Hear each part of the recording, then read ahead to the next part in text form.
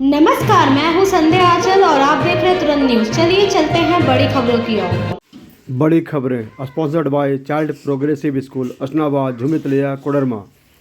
झारखंड में मैट्रिक और इंटर की बोर्ड परीक्षाएं सफलतापूर्वक संपन्न हो चुकी है। अब 10 मार्च से 25 मार्च के बीच सभी स्कूलों में प्रैक्टिकल परीक्षाएं आयोजित की जाएगी। इस दौरान छात्रों को अपने विषयों के प्रैक्टिकल कार्य पूरे करने होंगे जो उनके अंतिम अंकों में जोड़े जाएंगे। जो छात्र मैट्रिक की परीक्षा दे चुके हैं वे अब अपने रिजल्ट का बेसब्री से इंतजार कर रहे हैं। उन छात्रों को बता दें कि ऐसी संभावना है कि जैक जून के पहले सप्ताह में 10वीं और 12वीं दोनों कक्षाओं के परिणाम जारी कर सकता है।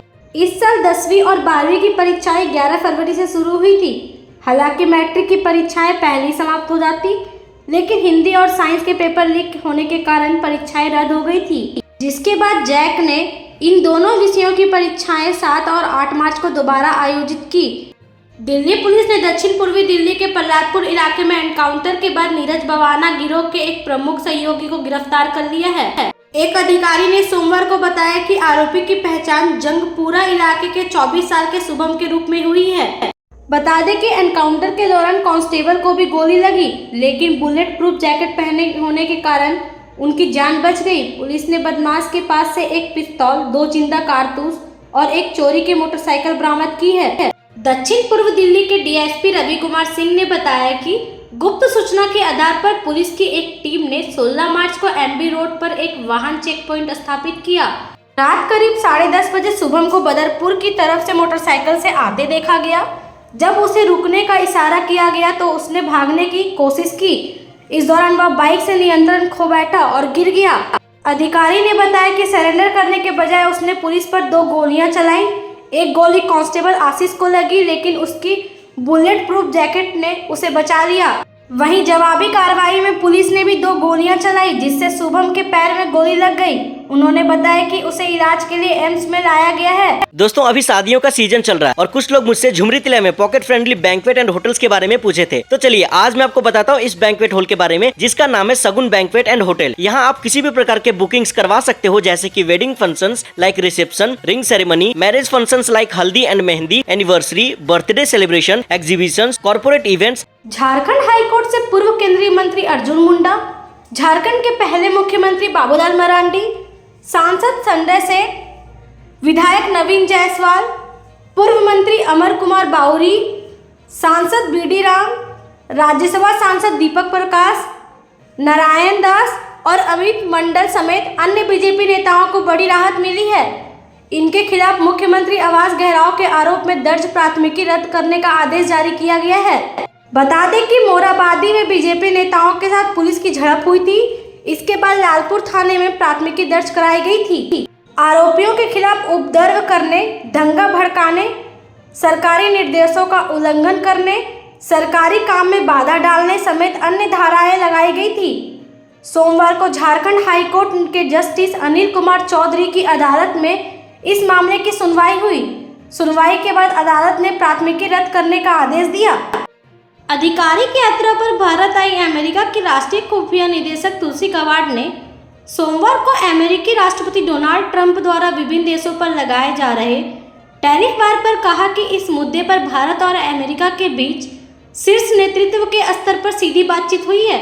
दिल्ली में think tank observer research foundation के वार्षिक रायसीना डायलॉग्स के मौके पर बात करते हुए तुलसी गबार्ड ने कहा कि यह समय भारत और अमेरिका के बीच आर्थिक संबंधों को मजबूत करने का बड़ा और अच्छा अवसर है।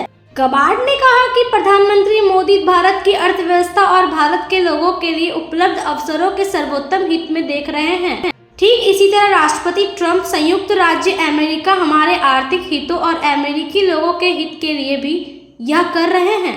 अमेरिकी राष्ट्रीय खुफिया निदेशक ने कहा कि राष्ट्रपति ट्रंप और प्रधानमंत्री मोदी दोनों ही अच्छे समाधान की तलाश में हैं। जानकारी के लिए बता दें कि इससे पहले रक्षा मंत्री राजनाथ सिंह और तुलसी गबार्ड ने सोमवार को कई मुद्दों पर चर्चा की, जिसमें विशेष रूप से रक्षा और सूचना साझा करने के क्षेत्रों में भारत एवं अमेरिका के बीच सामरिक संबंधों को मजबूत करने पर ध्यान केंद्रित किया गया। बता दें कि तुलसी गबार्ड भारत की 2.5 दिन की यात्रा पर रविवार तड़के राष्ट्रीय राजधानी आई है। यह अमेरिका के राष्ट्रपति डोनाल्ड ट्रंप के प्रशासन के किसी शीर्ष अधिकारी की भारत की पहली उच्च स्तरीय यात्रा है। And much more. अगर फैसिलिटीज की बात करूँ तो आपको यहाँ पर 2 बड़ा AC halls, beautiful rooms with attached bathroom मिल जाएंगे, वो भी फुल्ली फर्निश्ड। यहाँ के रूम्स आपको वेल वेंटिलेटेड मिल जाएंगे with AC and geyser facility. इसके अलावा यहाँ आपको प्रीमियम लिफ्ट फैसिलिटीज मिल जाएंगे सो दैट कि आपको स्टेयर्स चढ़ने उतरने की प्रॉब्लम ना हो। और तो और यहाँ आपको एक बड़ा बेसमेंट पार्किंग एरिया मिल जाएगा जहाँ पर आप bikes and car easily park कर सकते हैं। Also you will get 24। Jharkhand के 5 पूर्व मंत्रियों के खिलाफ हाईकोर्ट में दाखिल जनहित याचिका खारिज कर दी गई है। झारखंड हाईकोर्ट ने अमर कुमार बाउरी, नीलकंठ सिंह मुंडा, रणधीर सिंह, लुइस मरांडी और डॉक्टर नीरज यादव की आय से अधिक संपत्ति मामले में दाखिल PIL सुनवाई के बाद खारिज कर दी। ये सभी तत्कालीन रघुवर दास सरकार में मंत्री थे। जानकारी के लिए बता दें कि वर्ष 2020 में पंकज कुमार यादव ने आय से अधिक संपत्ति को लेकर जनहित याचिका दायर की थी। उनका आरोप था कि इनके पास आय से अधिक संपत्ति है, इनकी आय में अप्रत्याशित वृद्धि हुई है। उन्होंने PIL दाखिल कर जांच की मांग की थी, जिसके बाद सोमवार को झारखंड हाईकोर्ट के chief justice MS Ramchandra Rao और जस्टिस दीपक रोशन की खंडपीठ में तत्कालीन रघुवर दास सरकार में मंत्री रहे अमर कुमार बाउरी, नीलकंठ सिंह मुंडा, रणधीर सिंह, लुइस मरांडी और डॉक्टर नीरज यादव के खिलाफ हाईकोर्ट में दाखिल PIL पर सुनवाई हुई। इसके बाद खंडपीठ ने आय से अधिक संपत्ति से जुड़ी जनहित याचिका खारिज कर दी।